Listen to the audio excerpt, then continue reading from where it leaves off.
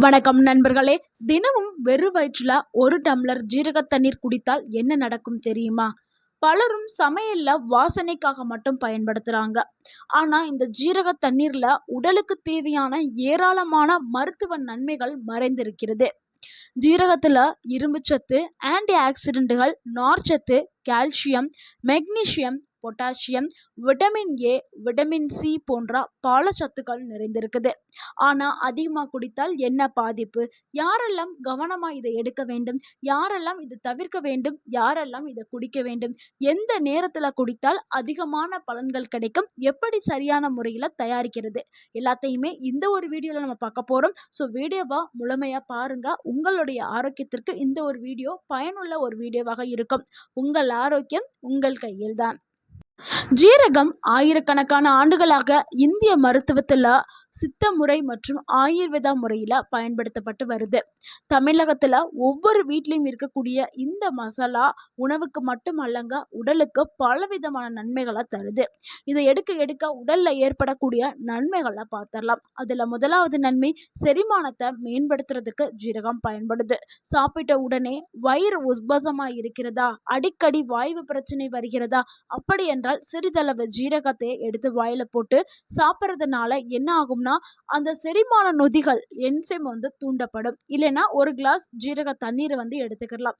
ஒரு table spoon ஜீரகத்தை எடுத்து ஒரு கிளாஸ் தண்ணியில போட்டு கொதிக்க வச்சு குடிக்கிறது. ஒரு 5 நிமிஷம் கொதிக்க வைக்கணும். இதனால உணவு விரைவாகவே ஜீரணமாகும், வாய்வு குறையும், அஜீரணம் சரியாகும், வயிறு லேசாக இருக்க ஆரம்பிக்கும். அடுத்து இரண்டாவது நன்மை என்னன்னா, உடல் எடையை குறைக்கிறதுக்கு ஜீரக தண்ணீர் பயன்படுது. ஆனா ஜீரக தண்ணீரை மட்டும் குடிச்சிட்டு நீங்க அப்படியே விடக்கூடாது.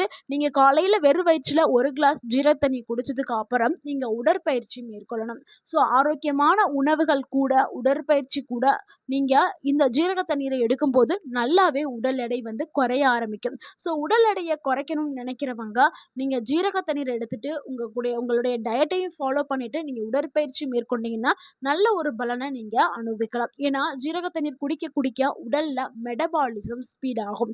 நீங்க சாப்பிடக்கூடிய எல்லா உணவுகளுமே ஈஸியா செரிமானம் ஆகி உங்களுக்கு அங்க கொழுப்பு தங்குறது அங்க இருக்கவே இருக்காது. ஸோ கொழுப்பு எல்லாமே வேகமாவே எரிக்கப்படும். ஸோ அதனால உடல் எடை குறைக்கப்படும். அடுத்து மூன்றாவது நன்மை என்னன்னா, சர்க்கரை அளவை கட்டுப்படுத்துறதுக்கு ஜீரக தண்ணீர் பயன்படுது.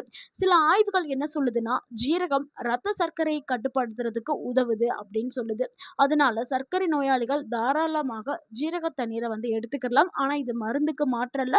நீங்க மருந்த ஒரு புறம் எடுத்துக்கிட்டே இந்த தண்ணீரையும் எடுத்துக்கலாம். இருந்தாலுமே நீங்க உங்களுடைய மருத்துவர்கிட்ட நீங்க ஆலோசனை பெற்றுட்டு எடுக்கிறது ரொம்பவே நல்லது. அடுத்து நான்காவது நன்மை, இரும்பு சத்து அதிகமா இருக்குது. ஸோ இரும்பு சத்து குறைபாடுனால நிறைய பெண்களுக்கு என்ன ஆகுதுன்னா, ரத்த சோகை அப்படின்னு சொல்லக்கூடிய அனிமியா நோயால பாதிக்கப்படுறாங்க. ஆனா ஜீரகத்தை எடுக்கும்போது ஜீரகத்துல இரும்பு சத்து அதிகமாவே இருக்குது. இதனால ரத்த சோகை வராம தடுக்கிறதுக்கும் பாதுகாக்கிறதுக்கும் ஜீரகம் பயன்படுது. உடல் சோர்வை குறைக்கிறதுக்கு பயன்படுது. ஹீமோகுளோபினை அதிகப்படுத்துறதுக்கு இந்த ஜீரகம் பயன்படுதுங்க. அடுத்த ஐந்தாவது நன்மை என்னன்னா, நோய் எதிர்ப்பு சக்தியை அதிகப்படுத்துறதுக்கு ஜீரகம் பயன்படுது. ஜீரகத்துல இருக்கக்கூடிய ஆன்டி ஆக்சிடென்ட்கள் உடல்ல இருக்கக்கூடிய செல்களை பாதுகாக்குது. நோய் எதிர்ப்பு சக்தியா அதிகப்படுத்துது. அதாவது நோய் எதிர்ப்பு மண்டலத்தை வலுவாக்குது. இதனால அடிக்கடி சளி, காய்ச்சல் வரக்கூடிய நபர்கள் ஜீரகத்தை பயன்படுத்தும் போது அது இனிமே குறைய ஆரம்பிச்சிடும். அதாவது சளி காய்ச்சல் வர்றது குறைய ஆரம்பிச்சிடும். உங்க உடல்ல அந்த நோய் எதிர்ப்பு மண்டலம் வலுவாக்கப்படும். இதனால வெளியிலிருந்து வரக்கூடிய பாக்டீரியா, வைரஸ் போன்ற தொற்றுகளை நீங்க எளிமையாக எதிர்த்து போராடலாம். அடுத்து ஆறாவது நன்மை, வயிறு வீக்கத்தை குறைக்கிறதுக்கு ஜீரக தண்ணீர் பயன்படுது.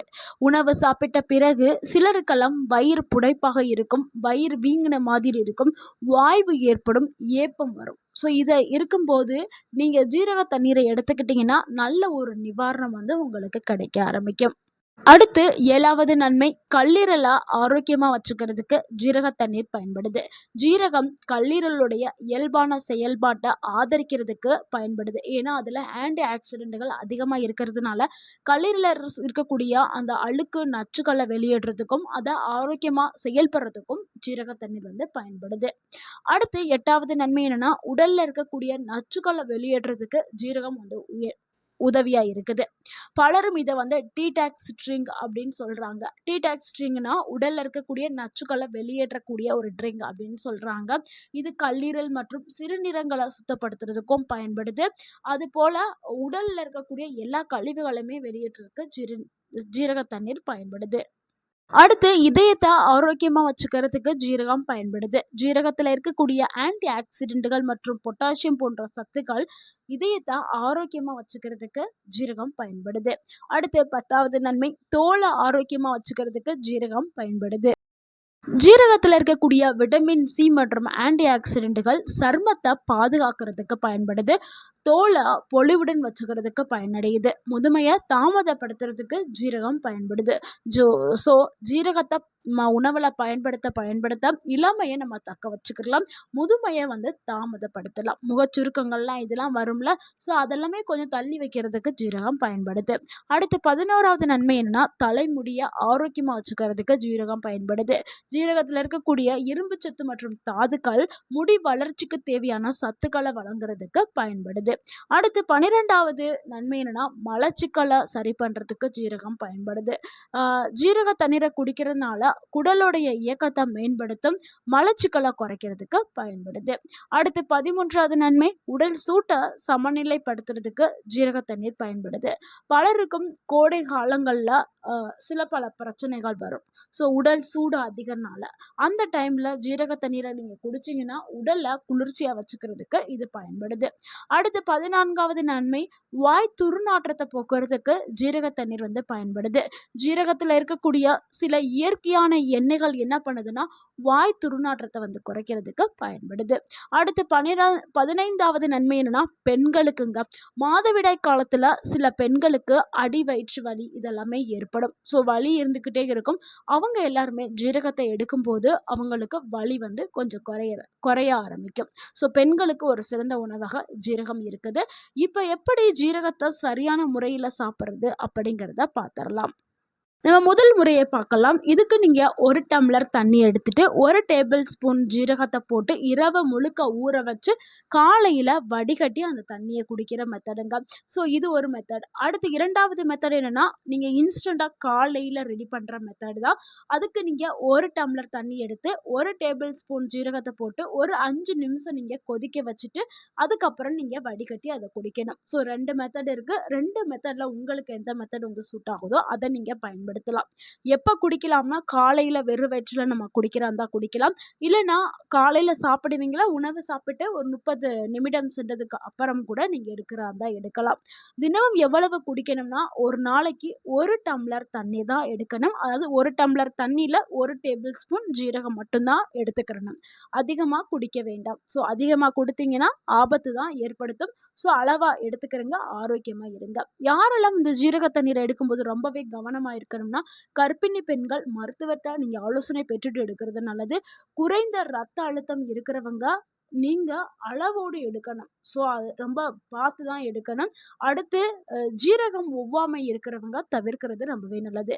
அதிகமாக குடிச்சிங்கன்னா வயிற்றில் எரிச்சல், வயிற்றுப்போக்கு, மயக்கம், இரத்த சர்க்கரை அளவு குறைதல், இரத்த அழுத்தம் குறைதல் போன்ற பிரச்சனைகள் ஏற்படலாம்.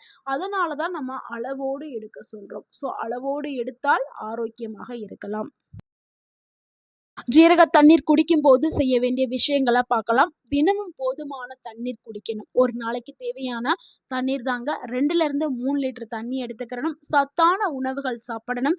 தினமும் 30 நிமிடம் நடைப்பயிற்சி மேற்கொள்ளணும். போதுமான தூக்கம் அவசியம். 7லிருந்து 8 மணி நேரம். ஸோ இதெல்லாமே ஃபாலோ பண்ணிங்கன்னா நீங்கள் ஒரு ஆரோக்கியமான லைஃப் ஸ்டைலுக்குள்ளே போகிறீங்கன்னு அர்த்தம். உங்களுடைய உடல் ரொம்பவுமே ஆரோக்கியமாக இருக்கும். நண்பர்களே, இந்த வீடியோ உங்களுக்கு பயனுள்ளதாக இருந்திருந்தா இந்த வீடியோக்கு ஒரு லைக் பண்ணுங்கள். இந்த வீடியோவை உங்களுடைய ஃப்ரெண்ட்ஸ் அண்ட் ஃபேமிலிக்கு ஷேர் பண்ணுங்கள். மறக்காமல் நம்ம சேனலை சப்ஸ்கிரைப் பண்ணுங்கள், சப்போர்ட் பண்ணுங்கள், கமெண்ட் பண்ணுங்கள். தேங்க்யூ ஃபார் வாட்சிங் அண்ட் வாழ்க வளமுடன். உங்கள் ஆரோக்கியம் உங்கள் கையில் தான். நன்றி, வணக்கம்.